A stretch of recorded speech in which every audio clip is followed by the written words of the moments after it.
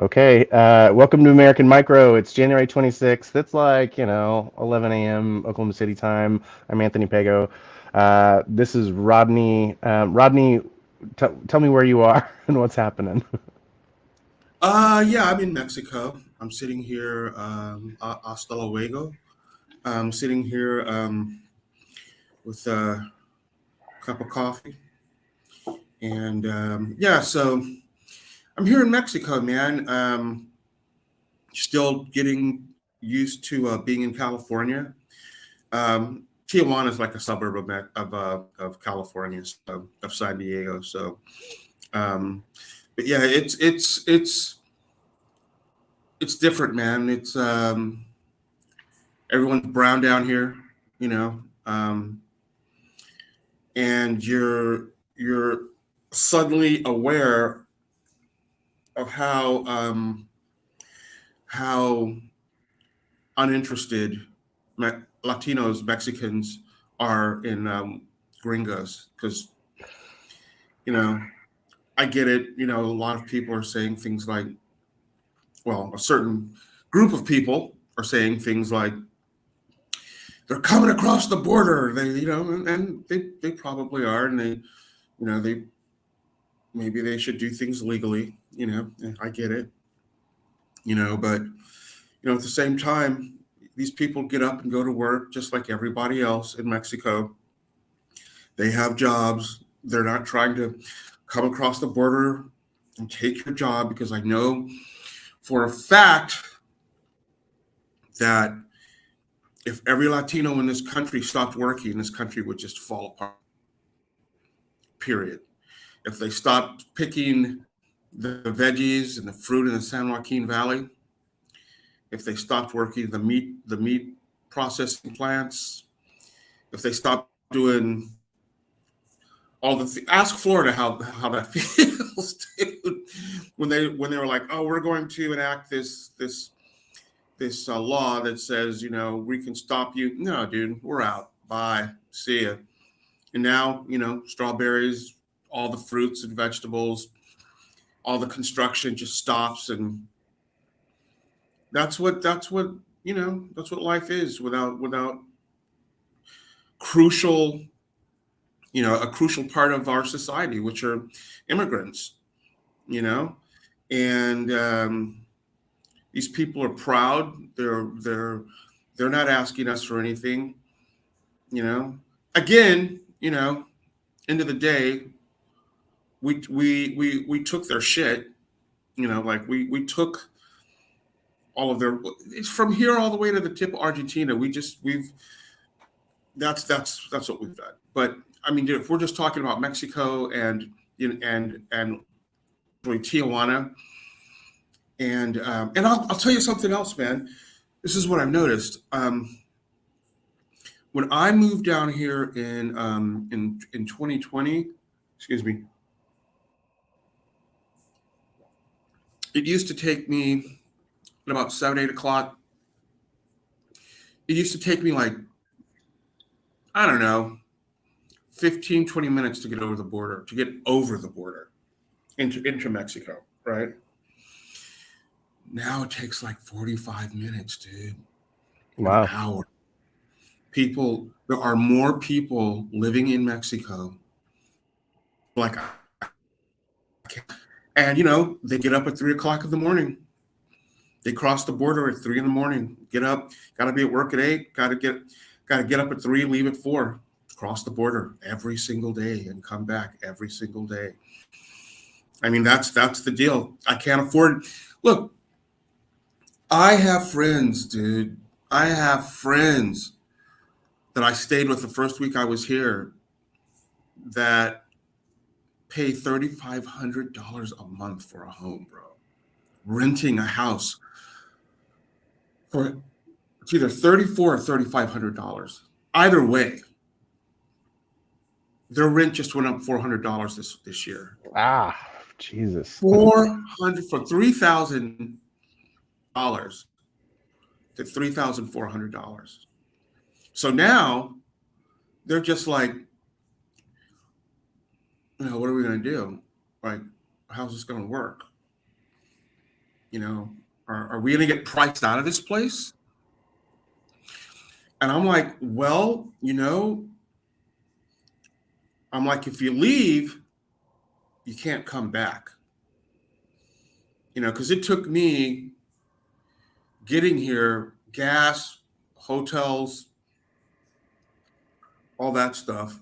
It took a lot of money. I'll just say that to get here and to get set up, the whole 9 yards, right?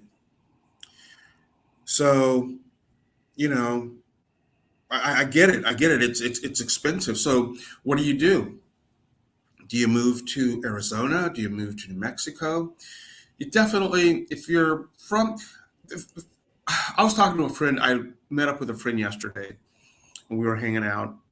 And you know, I said, "Where do you go, man? Where do you go?" He's like, "Well," I'm like, "You can't go to Texas, especially if you're trying to find the San Diego vibe. Like that. Oh, Dude, you know what it's like. yeah. You can't find this vibe anywhere. It's you can't find it in Asia. You can't find it in Canada. You can't find it in Europe. You can't find it in Brazil or Africa or on any beach. San Diego has a certain je ne sais quoi, you know what I mean, about it. Yeah. That is just, it's dreamy. You know what I mean? It's a clean city. Other than the downtown areas, where the homelessness is just epic. Um, yeah, it's something that you have to qualify it, and you have to qualify your existence here, and really try to understand that you know um, the price gouging, the high rent, the you know trying to buy a 1,300 square foot home on a 4,000 square foot lot of land for, I don't know, $1.2 million. Dude, are you kidding me? 1,300 square feet. How big is your house? It's not very big. I'll just put it this way. It was built in like the 40s, 50s, with 2 bedrooms, and they're really small, so it's not a very big house. It's maybe double the size of a small apartment. So what would that be, like 1,000 square feet or 1,400 at biggest or something like that? Okay, so imagine that house. Imagine paying 2,900, 3,000, 3,100 bucks a month for that house for rent, Yeah, no. and or imagine paying that much or more, no, more than that for mortgage, and the house being worth anywhere from 800,000 to $1 million. Yeah. On when you walk out of your house, I mean, like the fence is right up against the house. Like there's the house and then there's the lot, and it's $800,000. Okay, $900,000. That's what San Diego's all about. But end of the day, you get what you pay for. If you're once you get into San Diego County and you realize that that's what it's all about, dude. It's beautiful. You can't find it. I mean, from Oceanside all the way down to Tijuana, it's just that's it. That's it. So yeah, good luck. Good luck trying to find the American dream in California. Well, that's anywhere these days, but especially in California. So yeah. Yeah. I mean, so just so other people have an idea, you've been back in the Tijuana area for a couple weeks, for Yeah, a two couple of weeks. weeks now. About 10 days. Um, just Almost. so everybody's aware, I mean, we've heard a lot about Texas and how Abbott. We can get into that in a second, about how Abbott is basically trying to stir up an insurrection of his own on the border against the feds. Um, we heard last election season, actually quite a few election seasons, about caravans piling up at the borders. Are you traveling between San Diego and Tijuana? Are you seeing massive armies of, armed No. young men causing crimes? No. Okay, what do No. you what do you see when This is you what I've when you done. travel? So what I've set out to do here, and I'm going to start doing this probably within the next week or so. I'm going to start doing a vlog. I'm going to get the phone set up on my car, so I can turn it around and just stream that way. But I'm going to stream. I'm going to do some yard streams. I'm going to do some blogging and some streaming. I'm going to ride along the border. Well, I've done this before, just for my own, just get in the car, just start driving through. Like, cause have you driven the border in Tijuana? Only to go west, to go down south into the Baja region. I've done that, Mm-hmm. and to go to Rosarito and stuff. I've done that Mm-hmm. many times, but I've not gone east or anything like that. No. Okay. So if you go east or west, there's the wall. There's a huge like steel like planks, and I'm going to start doing that. And I've done that before. And no, you can't. There's no. I mean, they're coming across the Rio Grande in Arizona and Texas probably, but in California, you're just not. It boggles my mind that you know people don't talk about the amount of um, illegal action, or just illegal, or just the amount of people that come over the Canadian border. There's tons of people that come over the Canadian border. Yeah. There are tons of people that come through, literally, that come through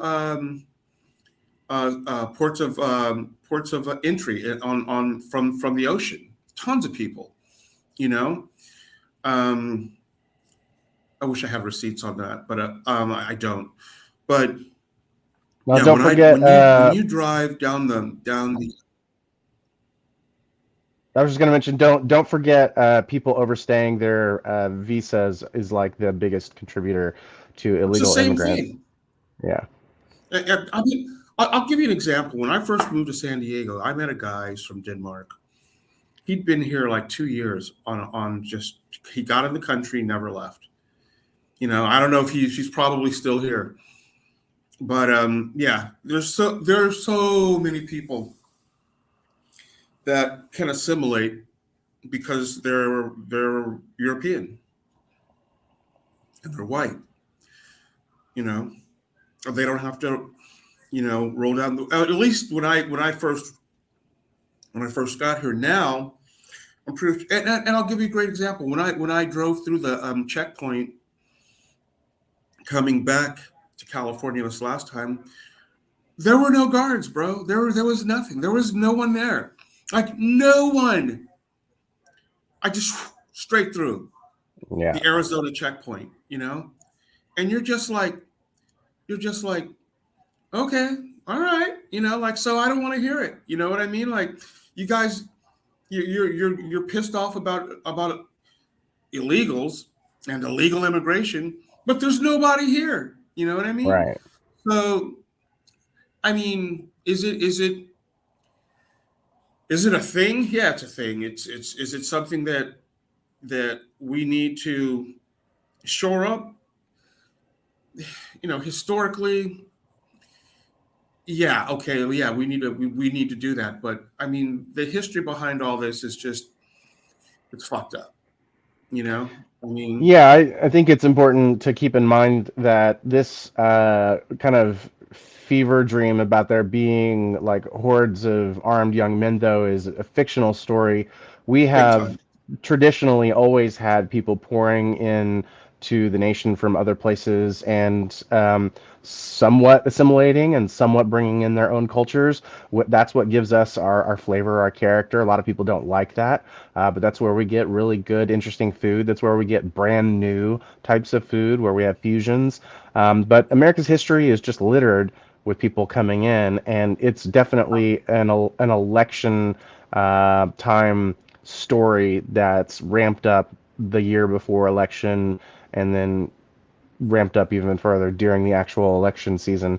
in order to convince people that all of the crime that they see in their city is thanks to illegals, where most of it is actually local organizations who, for sure, are going to be dealing with some illegal people and some local people and some, international crime syndicates and things like that. But for the most part, when your window is getting busted out on your street in the middle of your city, that's some dude that lives, a couple miles at most away from you, who was born and raised there and speaks your language. That's who's committing most of those crimes. So that those stories that ramp up before election year take advantage of the fact that poverty is increasing thanks to bad policies, thanks to certain people who want to be able to tell these stories, who don't care about uplifting or taking care of people in need. And that's an advantage to them. They get to tell everybody that is scared that the reason they're scared is because of these immigrants. And that couldn't be the furthest thing from the truth. When you look at statistics, it shows that people who come in from other nations are causing less crime than the people who are actually here already. That's the truth. I mean, just look at Baltimore, right? Um, I mean, it's just it's I love that city, but it's woefully, it's just the way it's run is just, it's probably one of the worst run cities in the country, right? And it's been redlined, it's been checkerboarded, it's been segregated, and because of that, like you said, policy, because of the policies of the city government and just politics in general back in the day, from its inception up until actually now, there are parts of the city that are heavily crime ridden. I was, like my buddy and I were talking yesterday. You're talking about a city of 565,000 people with hold on one sec. So sorry about that. You're talking about a city of 565,000 people that had 312 murders last year. And, compare that to San Diego with a population of like 1.4 million. They had 129 million. I mean, 129 or something like that. Like just over 100 murders last year. Yeah. It's crazy, man. You know what I Yeah. mean? So Right. is Tijuana any more dangerous than Baltimore or Detroit or Miami or Houston? No, dude. It's it's just now there are certain parts of Mexico I wouldn't go. You Yeah. know, as as Sure. as as a gringo, as an American, but there are certain parts of Baltimore I wouldn't go. Right. There's certain parts of LA I wouldn't go. Right. San Diego, completely different story. There are no ghettos in San Diego. People are like, I remember when I first moved here in not in 2000, and some people were like, "Man, don't go to National City." So I went to National City, right? And I'm like, "You got to be kidding me, bro! Come on, like, wait, like ghetto? There's no. I'll take you to a ghetto. Let me take you to a ghetto, and just you can't stop people from asking for a better life. Well, they've got to do it legally. Sometimes they don't have the resources to do it legally, dude. Yeah. They're seeking asylum. They're running away from. I mean, I was, like again, when I try to explain to people that I was in the Marine Corps, I was down there. I know what this is like. I saw it with my own eyes. You know, they're like a lot of Americans. Um, I know things change. I know times change. Casindus, you're poor. You're hungry. Come to Ellis Island. We'll take you. But I know that's changed now. But I mean, hey, I think the times are changing because of policy and because of our inability to understand exactly what we've done to the rest of the world. So, what are you going to do? Yeah. Yeah, the And whole and like, and go ahead. no, I was just going to say, when you have people that ramp up the vitriol against brown people, against Muslims, against trans people, against people that don't look like you, against, we all know that 70% of this stuff starts here in the United States. 75% of it, if not more, I would have to say more. There's just the amount of crime that's in our cities that's perpetrated by Americans is just unreal. But anyways, go ahead. I'm sorry. I just want to say that. Yeah, I know. I mean, you had mentioned kind of like the whole like assimilation kind of thing, and we're talking about like kind of the fear of the ghettos. Well, to kind of give my anecdote for San Diego, I wanted to mention that when I moved there, people told me not to, and this was a while back. This was also in the early 2000s, I believe, maybe mid. Um, east of downtown was and south, like when you're south, a little bit east of it, was a little rougher ish. And people told me also not to go there, like Imperial Beach and stuff. I think it was where it was. Hard to remember. I need a map. Yeah, yeah, yeah, Um, yeah. and Imperial and Beach. I had the exact same experience with Austin, Texas, where they told me not to go east of I-35 because it also wasn't quite as developed at that period, and that was in the late 90s, early 2000s. So this is about the same time, pretty close, in both Austin and San Diego. People told me not to go there, and I'm a brownish and indistinct kind of looking dude. When it's summer, I look really brown. So it's kind of shocking when people tell me that. And I go to these places just like you do, just to check things out, know my bearings. And the food is authentic and better, especially the grocery stores in both cases, in both Austin and in San Diego. The culture is definitely different, which is what I want. I don't want to just go and experience, like a whitewashed, bland hotel type culture everywhere I go. I go to different places to get different experiences. Um, and I think that that's not the case for a lot of the people who this fear tactic, works on the fear tactic of fearing others, of fearing immigrants. They are so scared and brainwashed by the propaganda they've been fed for decades that don't they have a knee-jerk response to different foods, to different languages on signs, to different languages being spoken in front of them, to people who are wearing different cultural attire. I mean, what a great example of something that's fairly recent, like 3 months ago, there was a black student who was told to cut his hair or remain suspended in let's see, his name was Daryl George. He was Texas. 18. He was a In junior Dallas, at I think it was. Barbers Hill High School, and well, I'm sure it's going on everywhere in Mont Bellevue. So this kid, this happened 3 months ago, and recently, the guy who Principal Lance Murphy, I guess, is uh, the one who's kind of responsible for this whole thing.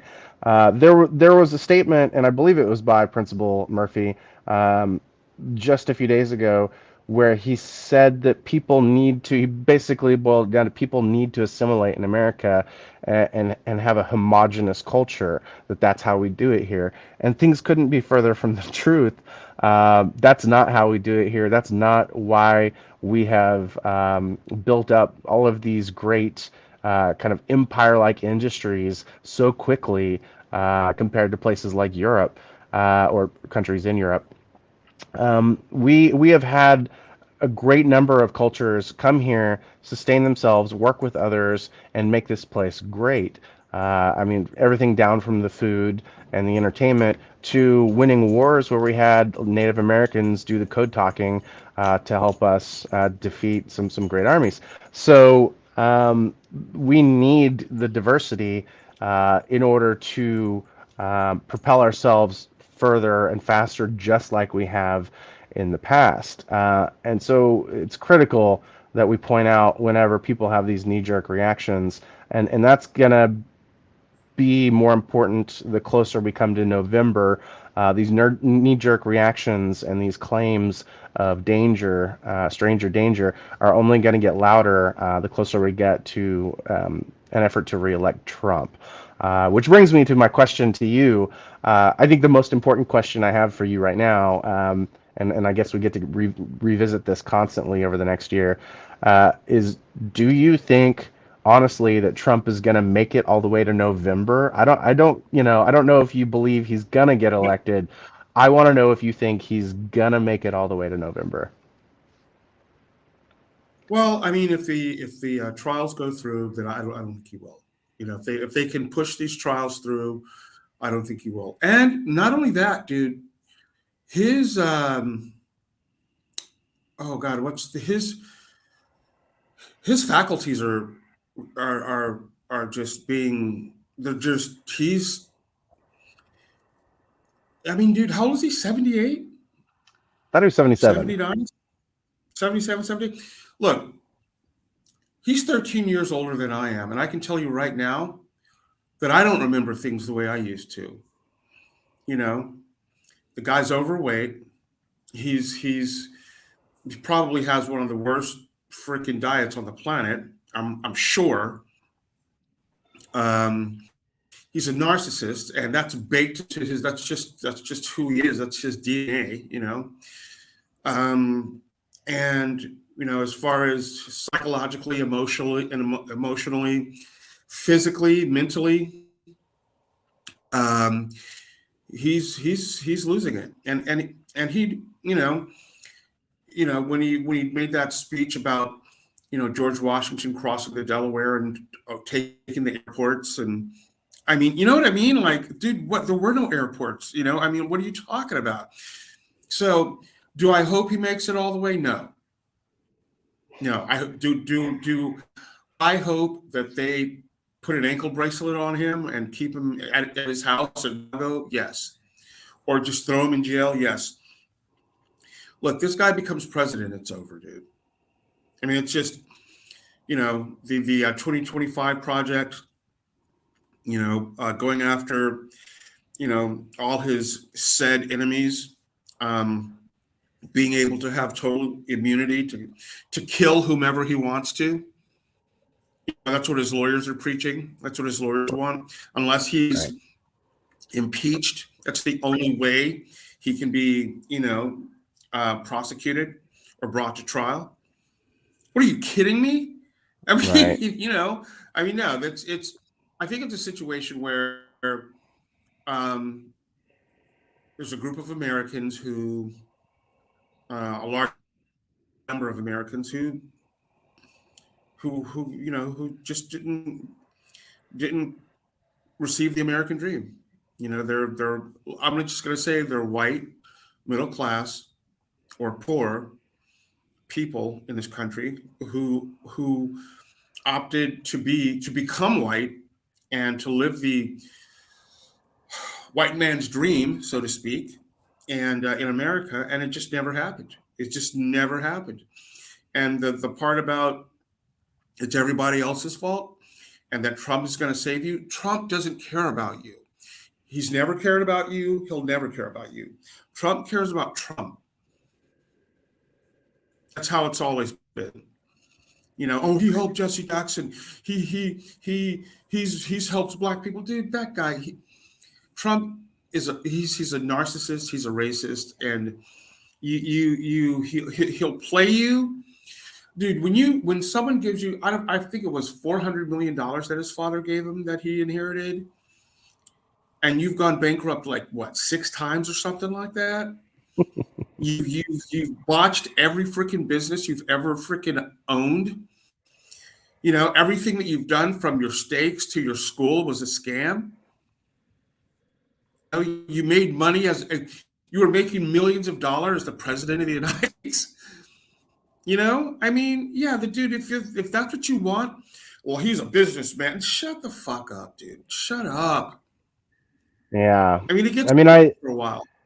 I'm reminded of how often you don't hear it much anymore. I'm reminded of how often I would hear during his presidency and shortly before it, while he was running for office, before he won, so 2016, uh, how incredibly like clever he and like agile he was in working around people with his non-traditional maneuverings. And you look at what's happening now, where the guy can't shut the blank up during his trials with and outside of them with the E. Jean Carroll defamation suits.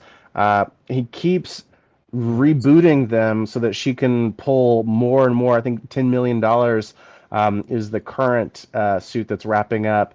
And at the very end of the suit, the judge asked him if he had anything to say, and he defamed her again in his closing statements. And there were witnesses who uh, stated that he walked out of the court. Multiple witnesses walked out of the court muttering over and over again, like he was having a mental breakdown. This is not America. This is not America. This is not America. This is not America. The guy is losing it mentally, but he's never been like some deft, apt, clever. Like con man. I mean, they like the fact that he's a con man, but he's never been like 10 steps ahead of anybody. He's always just skirted the law through fear. People through mafia type tactics. People are afraid of his crowd, afraid of pissing off the machine that backs him, the Republican machine, the funders who work behind him. They're particularly afraid of the voters that he employs and ramps up through stochastic terrorism. And that's what pushes district attorneys and judges away, gives them pause from bringing charges historically. But I feel like that wall has crumbled a lot, and as that wall has crumbled, you start to see the cracks in the remaining and actually the previous segments of wall that hadn't crumbled. You start to see that the guy has never been particularly clever with his choice of words or how he's going to strategize things. When he keeps sticking to his same routine as those dominoes are falling or that wall is crumbling, you see the flaw in his plan.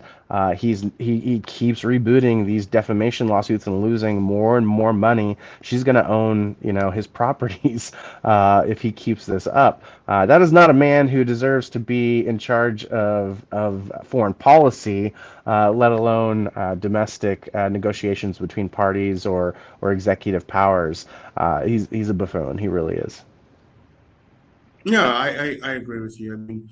I mean, don't you think that if you were, I said this, I got, I went back on TikTok a couple days ago. I hadn't been on in like a couple of months. I was only on for like 4 or 5 minutes, but I told these people who were talking about, you know, are white people given, have white people, the subject was, have white people been given a raw deal in America? I'm like, what? I'm like, what are you kidding me? I'm like, dude, if poor white people quit voting, this is something that we all know, right? If poor white people quit voting against their own interests, um, the world would probably be a better place, right? I mean, what do you think? I'm sure you've heard that 1,000 times. I mean, what's your Yeah, sure. I mean, we've mentioned it a few times, but like by definition, if they quit voting against their own interests, they would be voting for their interests, and so therefore they would be doing better. But I mean, I don't think that quite expresses like how much better they would be doing. We would be putting pressure. I say we. I'm not a part of like shooting myself in the foot, but we collectively, like the we that includes these people, as much as I sometimes hate to include them in my boat, but they are part of the American experience, like it or not. yeah. Uh, if they would vote with us. we wouldn't be wasting all of these resources that are trickling down from keeping people impoverished and unhealthy.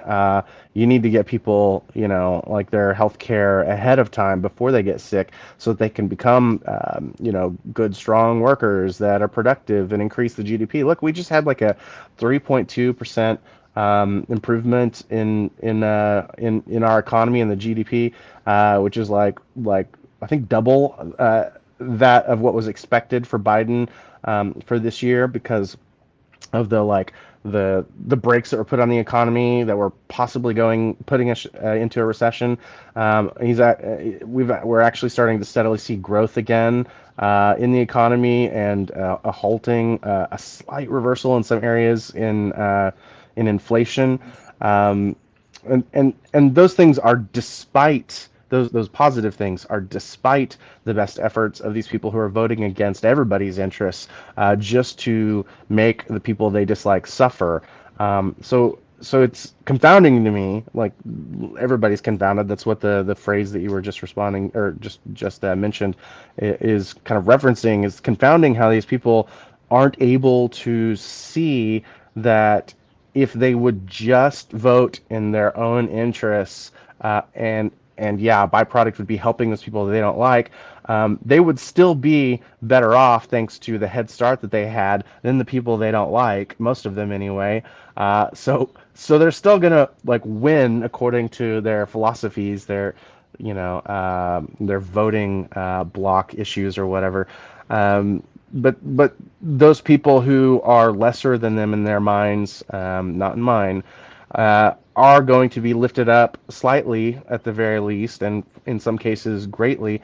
That's going to put more money into the economy. That's going to make the country more productive, and is going to feed resources back into their pocket. So it's kind of a loop, a self-reinforcing loop that's going to put more money, more energy, more time into their pockets and into their families' pockets in the future. So it's really confusing to me how they just are so limited and so fearful. I know that fear, long term impacts the brain and destroys your ability to reason well and think long term. And it affects your memory as well. We were talking about getting older and having memory problems. Well, when you're old and scared, you already have innate memory problems, but you've been scared for decades. That also impacts your memory in negative ways. I guess it's just really hard to focus on several things at once so that you come to the conclusion that while you might not like helping certain people, certain groups of people because you don't like them and their ways, it's better off for you to help them out so that you get less crime, less people dependent on the state, improved economy around you so that your business can take in more money because there are more customers around. So it's just confusing to me how they can be so limited, but I guess we've kind of answered a few of those questions.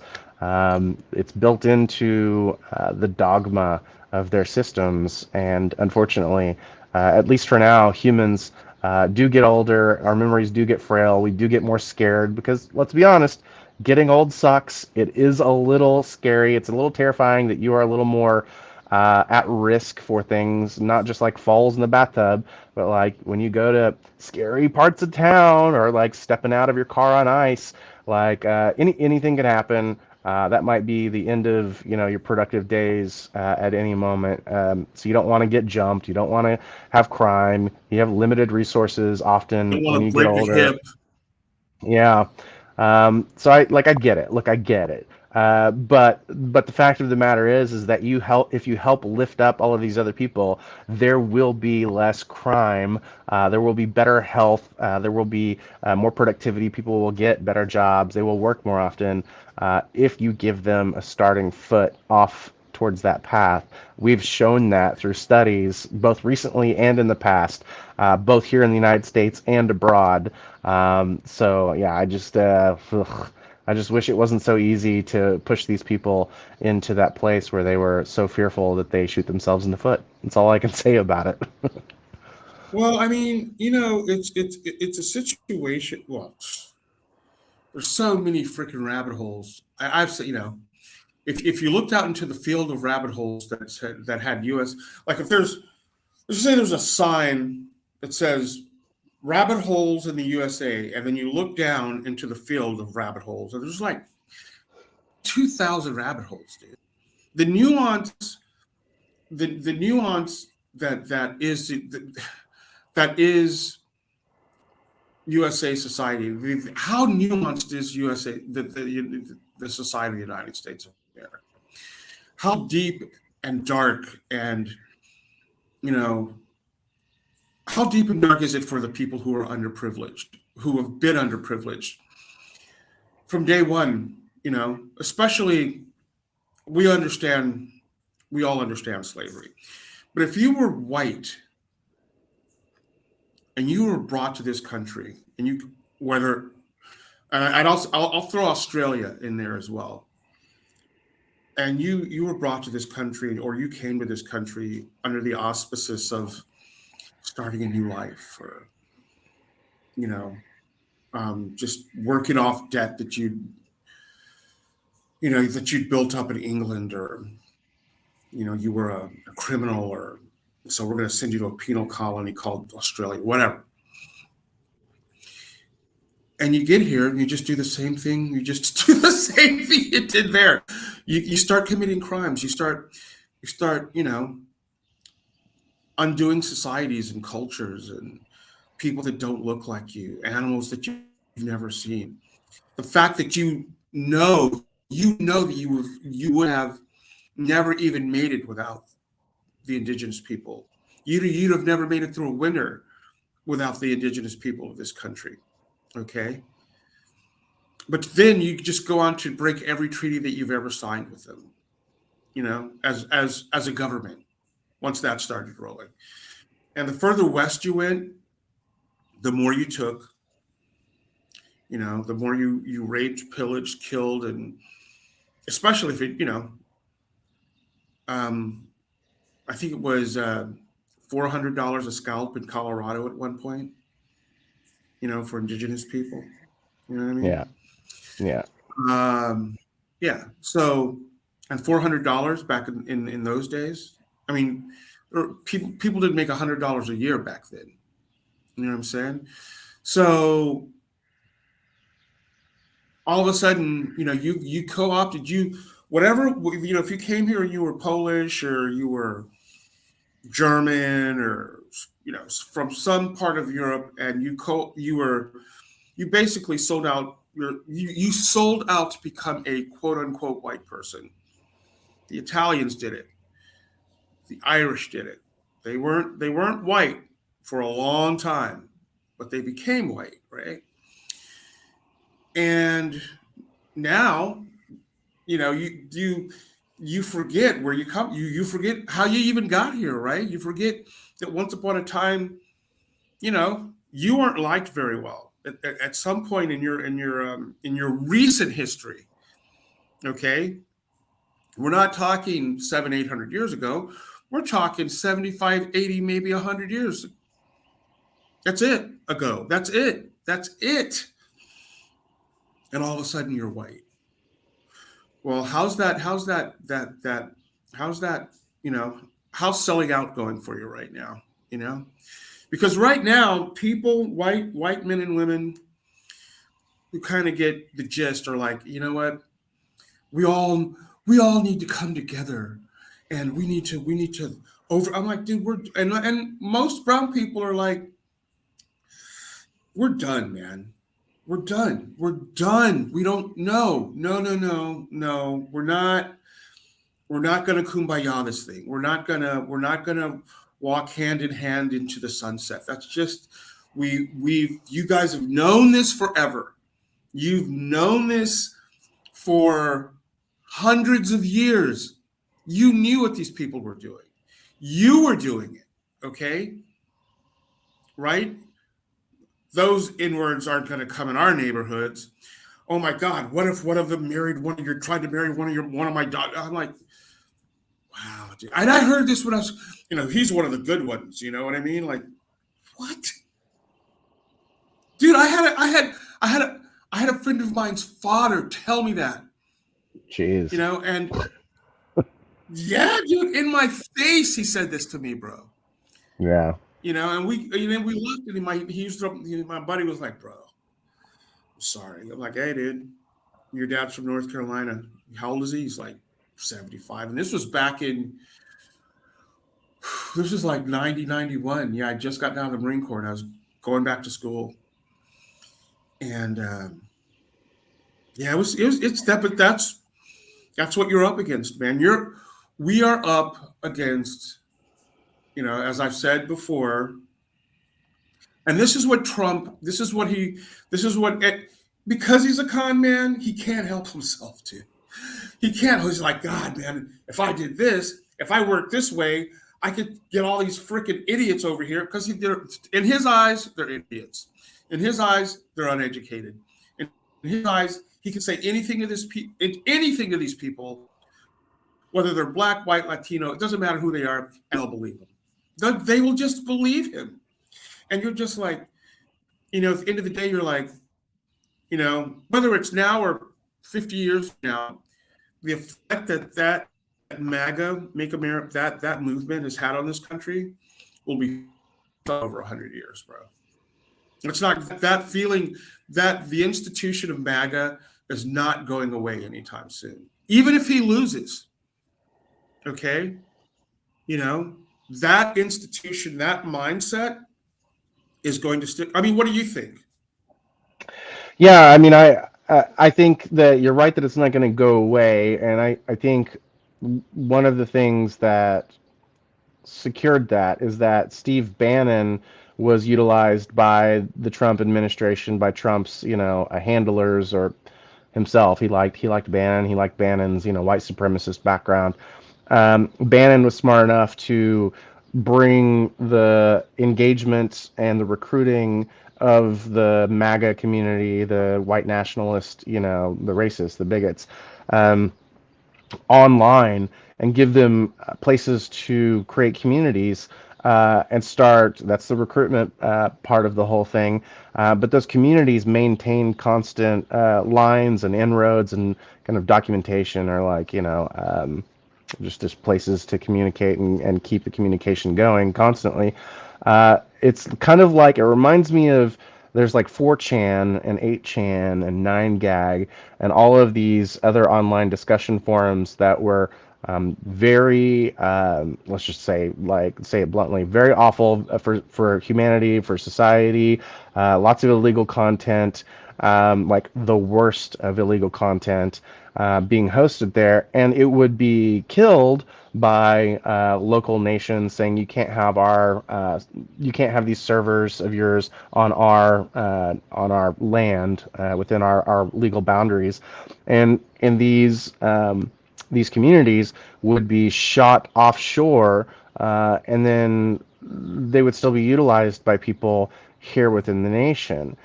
So you can't just kill these cultures, if you can call it that, these groups, by making their communications, their discussions illegal. So we're not going to be able to get rid of the sentiment um, by saying, hey, you insurrectionists or you groups that supported insurrection, that's illegal. Whatever bore that out, whatever group birthed that, is now illegal. That's not going to work. It didn't work with online communities like 4chan, which became like 8chan and 9gag and all that, 8kun or whatever. They just shift names and they move to a different place. It's kind of like the Tea Party turning into MAGA. And before the Tea Party, there was Nixon and all of his fun administrative people who were also into Lee white Atwater. nationalism. Yeah, it just gets a new name, it gets rebirth, and unfortunately, because it was brought online by Bannon, it's going to become more ingrained in modern society, in younger people, and it's going to get continued forward. So I think that that's definitely going to be a persistent problem. I don't think that that necessarily means it's always going to be as popular as it is now, or as popular as it has been. You can see the trend at least changing. I'm not going to say it's permanently going to stay on the downtrend, but right now, if you look at all of the streamers who have taken advantage of this grift that's been made available by Republicans and Donald Trump, particularly through the MAGA movement, carrying on the succession of like Goldwater and Tea Party and all of that. The guys, I'm not gonna, I guess, mention specific names, but you all know who they are. The worst YouTubers who will go on and push the same rhetoric and worse than like Fox News and all the other conservative outlets.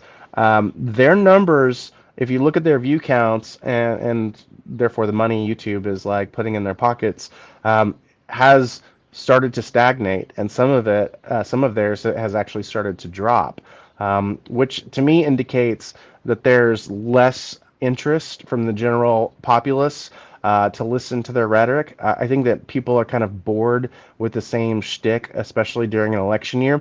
It's strange that political pundits who are extreme left and extreme right are actually getting less popular during this hypercritical election year. People are just kind of tired of it because it's gone on for so long.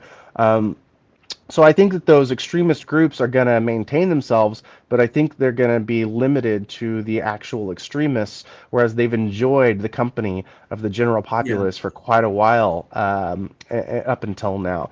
So I think that you're going to see kind of a downtrend for a while, and I think that maybe they're gonna rely on more extreme events occurring in order to get that xenophobia ramped back up, to get recruiting back up, or get eyes on the conversation again. They tend to employ extreme language and made up extreme events like like woke potato toys and stuff like that to bring eyes on. Just anything that's like outlandish and crazy is how they get eyes onto their conversations. That's the drawing power. That's the recruitment part of the recruitment process. I think that people are kind of more aware of that these days than they used to be, and they're definitely more exhausted of that than they have been in the past. So I think it's always going to be there, but I think you're going to see, just like a stock market, some downticks and some upticks. And right now we're on a downtick for how popular their rhetoric is. That doesn't mean it's not too pervasive and followed by far too many people, because it is way too popular and it's followed by a great number of people. But on the right, what you see most of the viewers, the general viewership going towards is more of that manosphere stuff, which is very strange because I It's personally thought it was. crazy. I thought that that was over whenever Tate got busted and put in jail for his trafficking and stuff.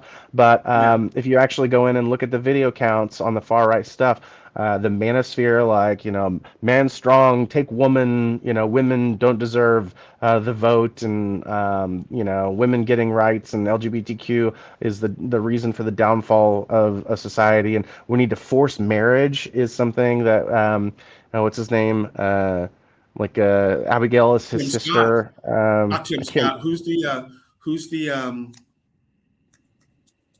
Speaker Shapiro. of the I'm House? thinking of Shapiro. Shapiro is Oh the yeah, guy yeah, who's been saying recently that people need to force. Well, not recently, like he's continuously said, but he's more loud about it these days. That we need to force women into marriages with men if they get pregnant. That's like blanket one of his stances, which just is confusing to me from a party who claims to be about freedom. When you ask them about America, what's the best thing about it? What do you want out of America? Freedom is what they say.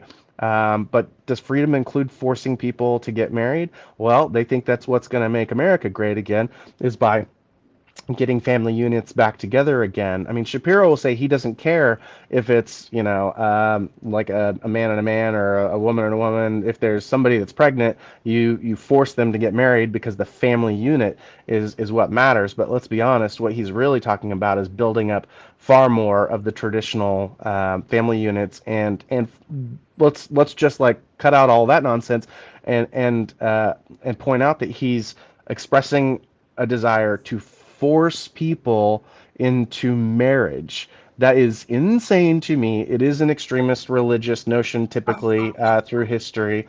It's not freedom. right. So you're seeing more of that type of tendency in the far right videos. The far left, what I see in the far left is a bunch of rage baiting where people are doing cult of personality to fight over who has the biggest views, which is something that's always been around in punditry. Yeah. So it's not really that interesting to me. It's not interesting to other people because the far left numbers have started to go down as well. The only places where you see upticks, unfortunately, I think in many cases, is the centrist, the people who claim to be centrists. And that's where you get people saying things like, well, there's great stuff from both parties. There's great stuff from the Republicans and there's great stuff from the Democrats, which only lends credence to wannabe fascists on the right.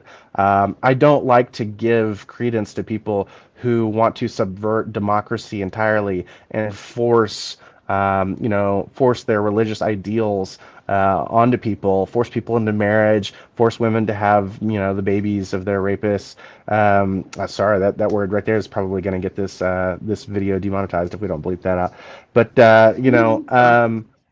but yeah, I don't see both sidesing, um, you know, totally wholly different parties to be something to aspire to and something to hold up as an ideal form of punditry. So it's really aggravating to me that the centrist type pundits are the ones who are getting more and more views as we get closer and closer to the election.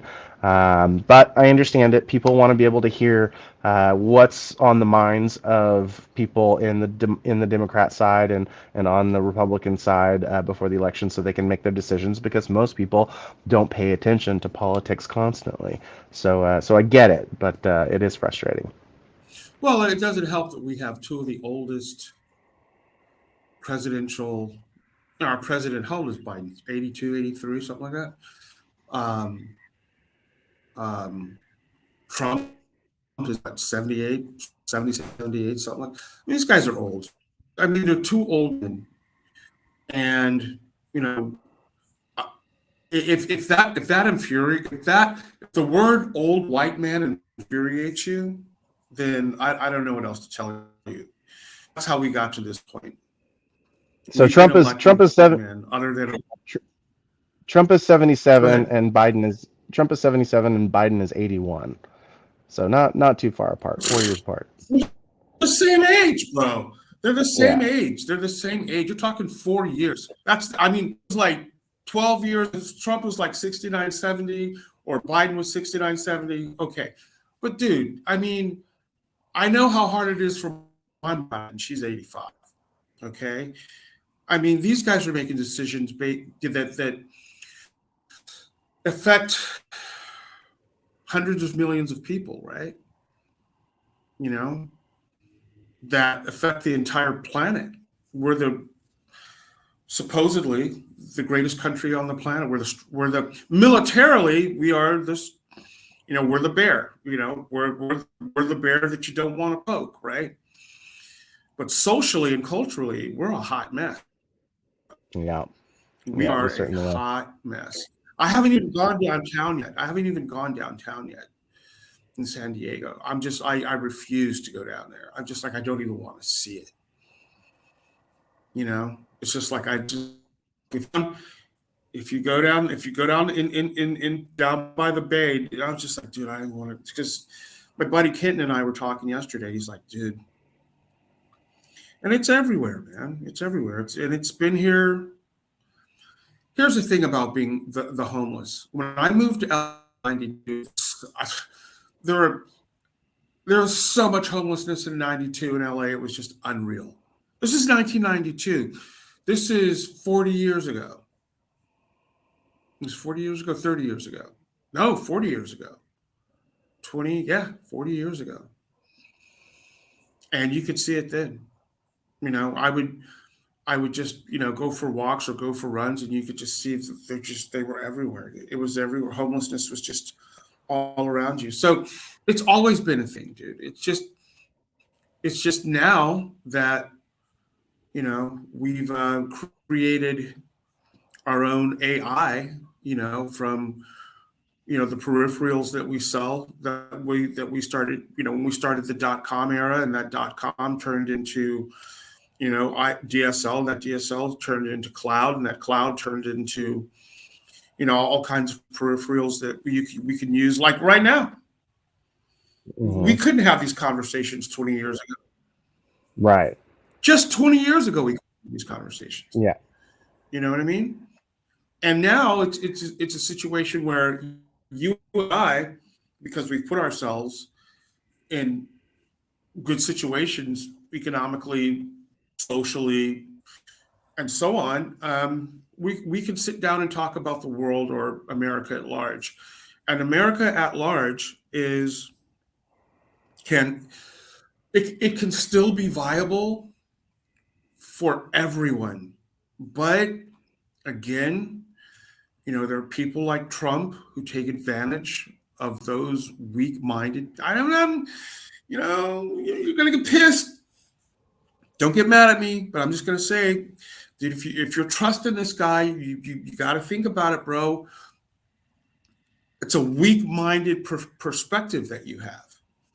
It really is.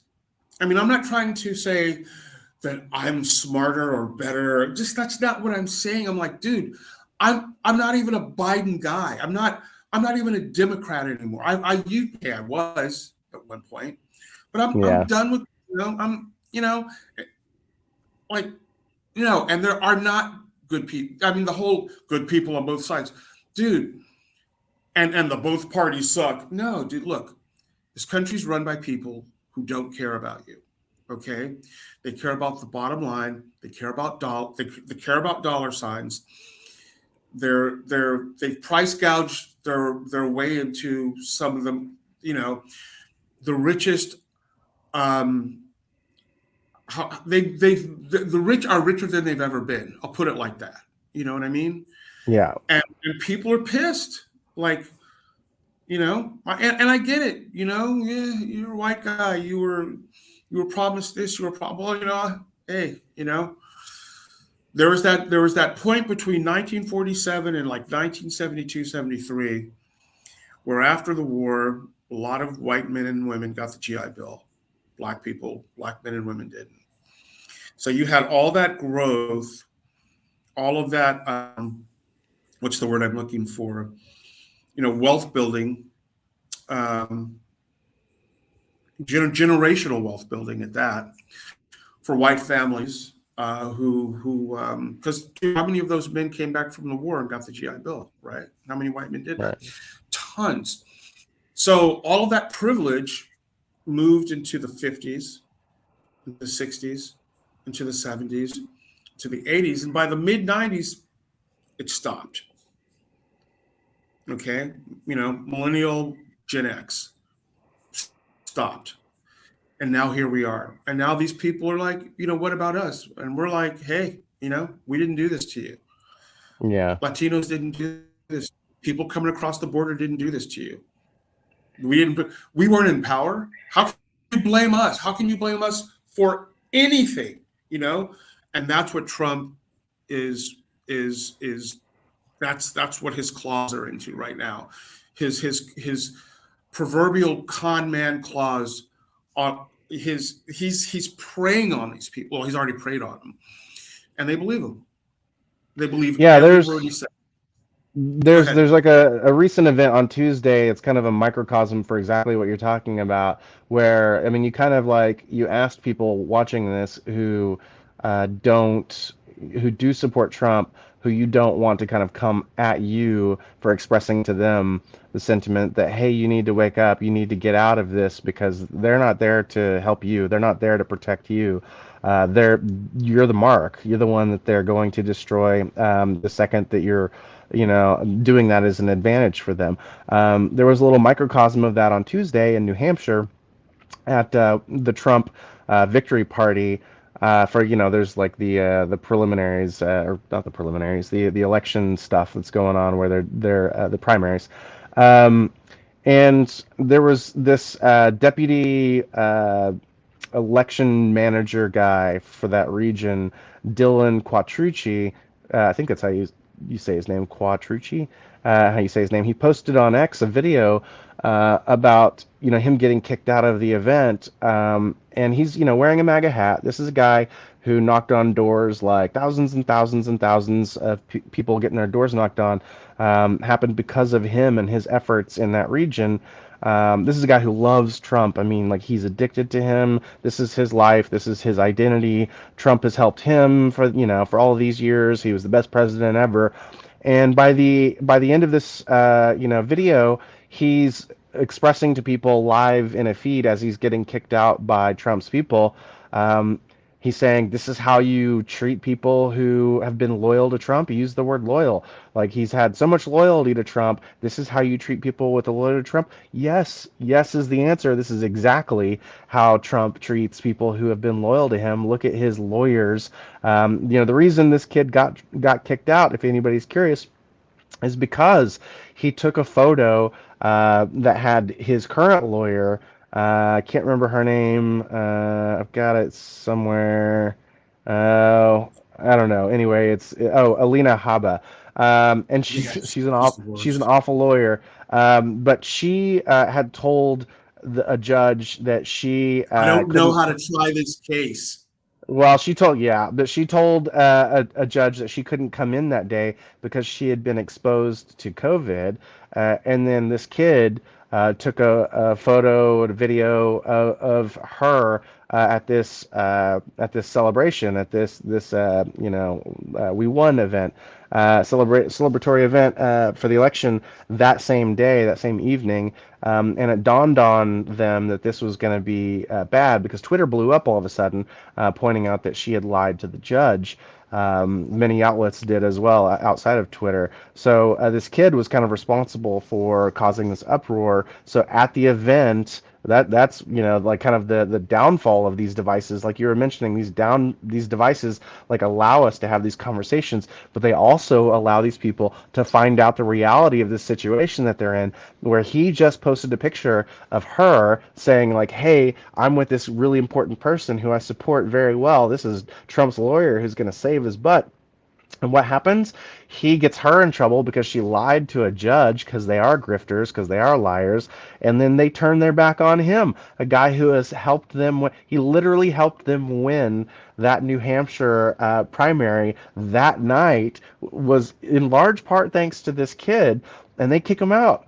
His loyalty meant nothing to them, zero. And that is just the way Trump and all of the closest people to him behave. And every single one of those people, including his lawyer, Alina Habba, is at risk for being thrown under the bus. I firmly believe his children are firmly at risk for being thrown under the bus. I think everybody is at risk for being thrown under the bus by Trump because he does not care about anyone but himself. So I really hope that there's somebody out there that is taking this lesson to heart, that is watching these things. I know there are a few people here and there. I hope those numbers start to snowball. We are seeing more and more Republicans refusing to vote for him in these primaries than we expected.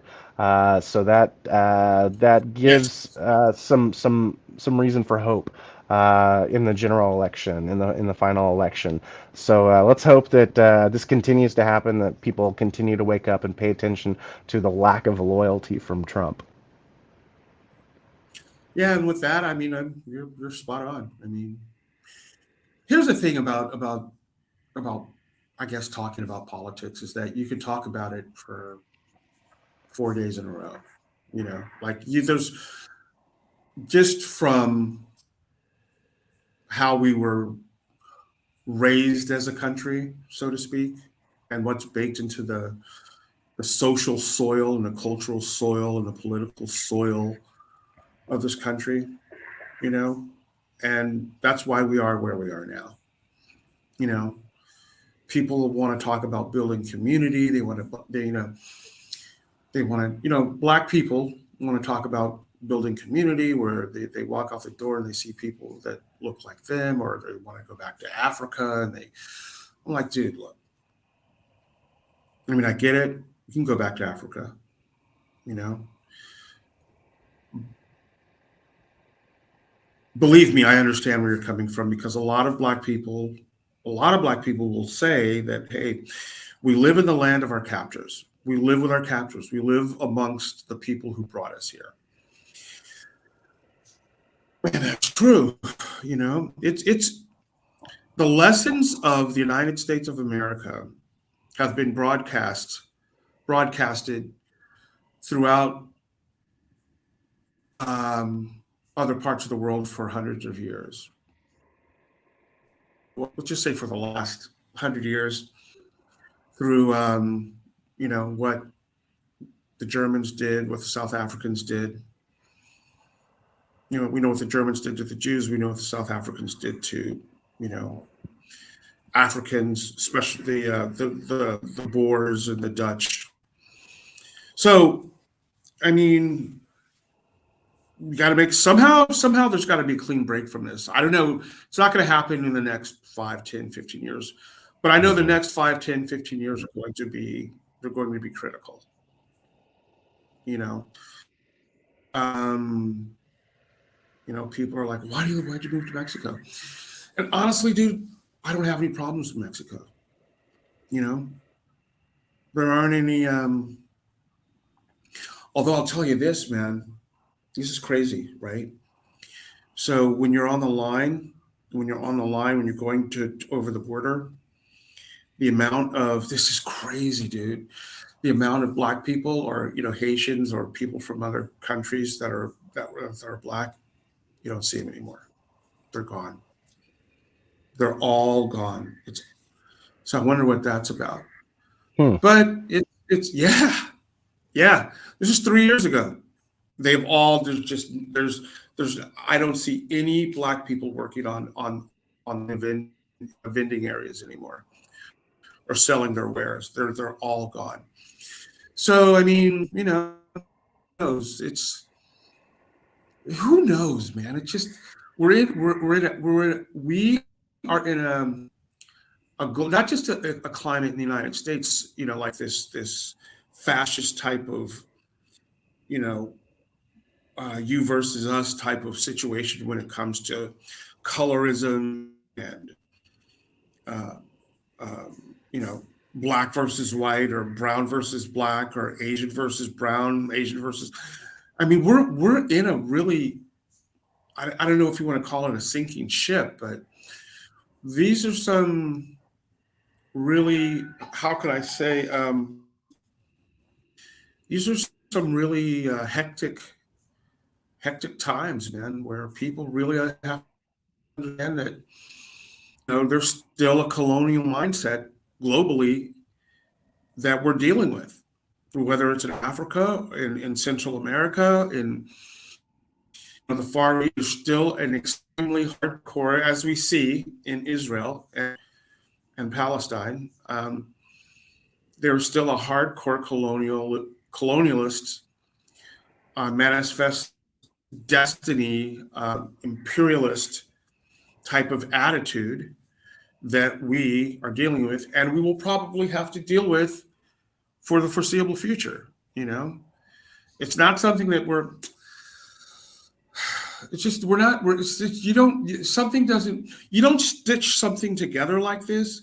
You don't. It just doesn't. It's so tight, and it has a grip on those things that it has a grip on our freedoms, right? Like, you can't go here without a passport. You can't go here without a visa.